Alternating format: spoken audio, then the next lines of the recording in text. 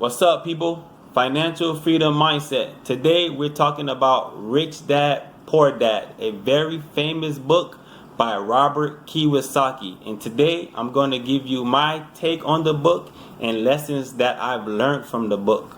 Let's dig in.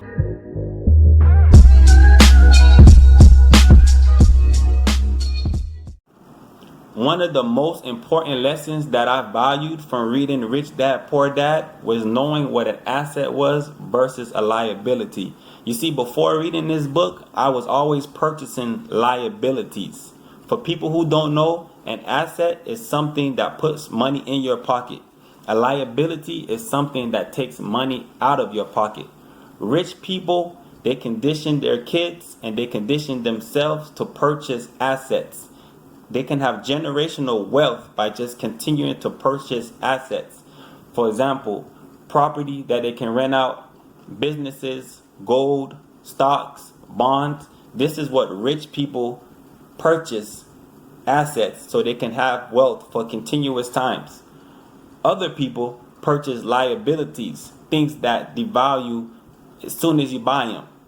Nice cars, nice clothes, nice shoes, nice purse, materialistic things. And that's where most of my money was going before reading this book. So after reading the book, once I found out why I was in the financial hole that I was in so much debt, because I continued to buy liabilities, and the liabilities only took money out of my pocket.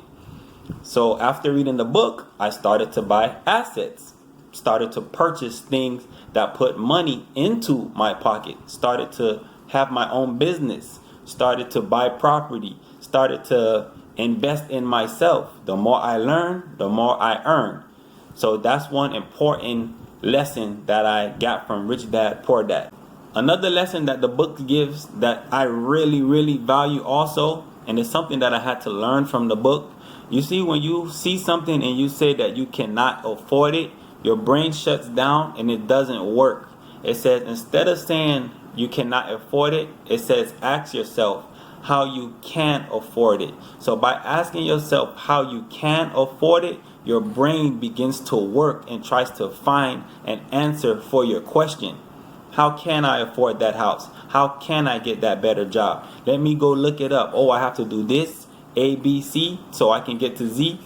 And then that was a great point that the book made, because I used to be that person like, man, I can never earn that kind of money, or I can never have that kind of financial freedom because and this is my circumstances and it's not fair.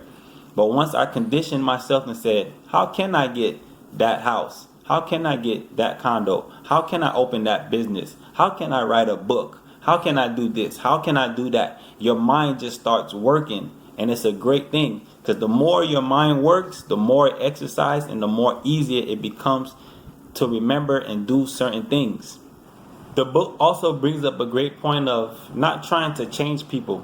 You see, it's a full-time job already trying to change yourself, to unlearn what you already know and then try to learn something different and apply it to yourself. So trying to change people who don't want to change will be very difficult. So you don't want to give that much energy.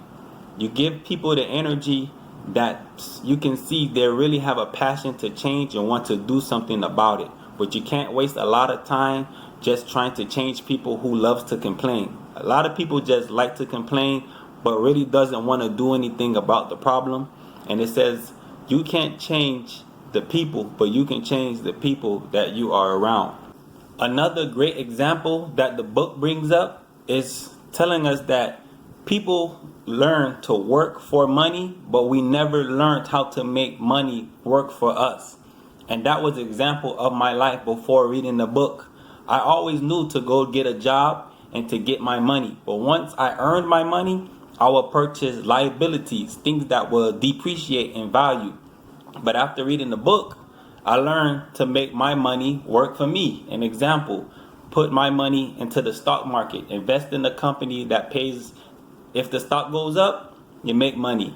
And at the same time, they pay you dividends. Another example, go to work, earn your money, go buy a property, make someone rent it out for you. Now your money is attracting more money and bringing it back to you. This is how you could start to create generational wealth. And this is another great example that I learned from reading the book. After you recondition your mind to think about financial freedom, you will start to see opportunity and investments that you will be able to take advantage of that the average person won't see. So an example of today, people see a down stock market. The average person is complaining that it's down. But a person who thinks about finances and the financial freedom, they're thinking of opportunity. It's the best time to invest because it will not be down forever. It will eventually go back to normal, but it will take time. It's long term, so it will take time. And once it gets back to normal, if you invest now, you will reap the rewards later. So you have to have a certain mindset to think like that. While majority of the people are thinking it's down and it's not a good time to invest, let me save my money or let me buy something else. In conclusion, do I recommend Rich Dad Poor Dad? Yes. I believe it's a must read for financial freedom. It's available on Amazon, eBay, Barnes and Nobles. I'm not sure if it's available in your local library, but I'm pretty sure you can ask. And if not, it's not that expensive. This is my third or my fourth copy. Why? Because as you can see, I keep reading it over and over. And also, I love to pass the knowledge. I believe in passing the knowledge because it changed my life for the better when it came to my finances. And at the end of the day, the answers for finances is not going to be on the television. It's going to be in a book. They said the saying goes, if you want to hide certain things from certain people, put it in a book. Why? Because a lot of people do not like to read.